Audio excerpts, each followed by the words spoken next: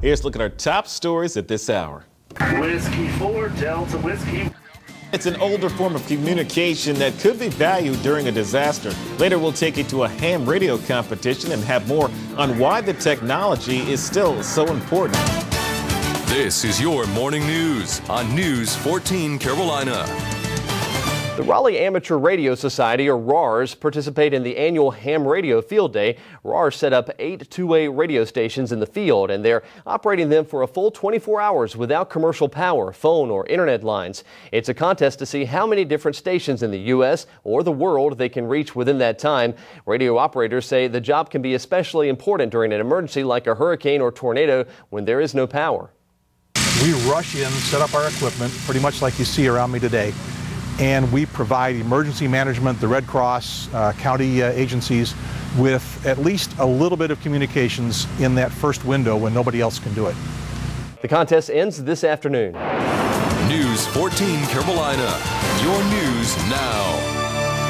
Thousands of amateur radio operators are showing off what they can do to help the state in the case of an emergency. This weekend is annual field day for the Raleigh Amateur Radio Society. News 14 Carolina's Amy Thorpe is in Apex with a group of ham radio operators who are operating 8 radio stations this weekend. Amy. Johnny, that's right. These amateur radio enthusiasts have been out here for over 24 hours. And like you said, they're making 8 radio stations run all at one time. And this type of technology can be very, very useful in an emergency situation here in our state. And joining me now is Gary Pierce with the Raleigh Amateur Radio Society. Thanks so much for joining us. And Gary, tell us, how does all this work? Well, we set up these independent radio stations. They're off the grid, our own power, our own antennas, so no connections to the power lines, no connections to the internet, no connections to the telephone lines. We can talk around the region, around the state, around the world if we have to.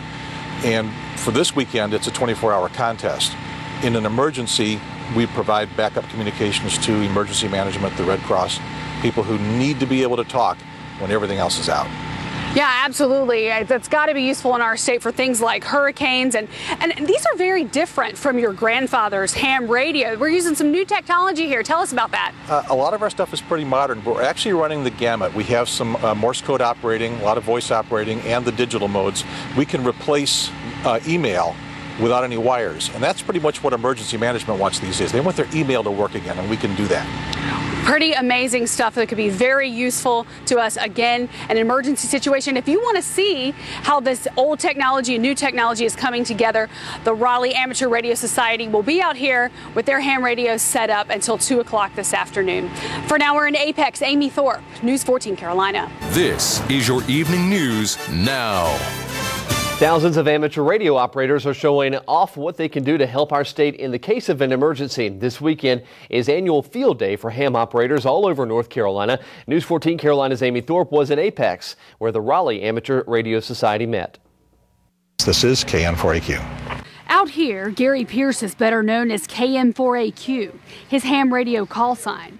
Sunday, he was with KJ4BX and hundreds of other amateur radio operators for a field day.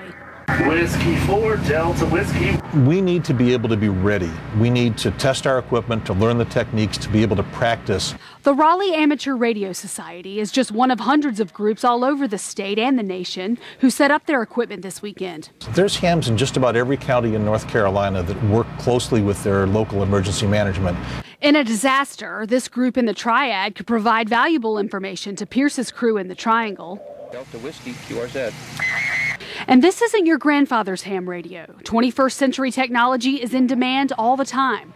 Voice communication is good. Morse code, that's kind of legacy. They want us to replace email and get those messages flowing again when all the rest of the circuits go down. This antenna transmits the radio signal. Ham operators were able to assemble it within a couple of hours. Valuable time if our state was in an emergency. Anytime there's been some kind of a disaster that closes down communications and power, like a hurricane. There's no internet or phone lines used. It's a technology often only ham operators can use, making them a group connected by more than just radio. You get to meet people that have been involved in the hobby for many, many years, and it's a neat fellowship. It's a brotherhood. A brotherhood that could help save lives. This is KN4AQ. Amy Thorpe, News 14 Carolina. More than 30,000 ham radio operators around the country held field days.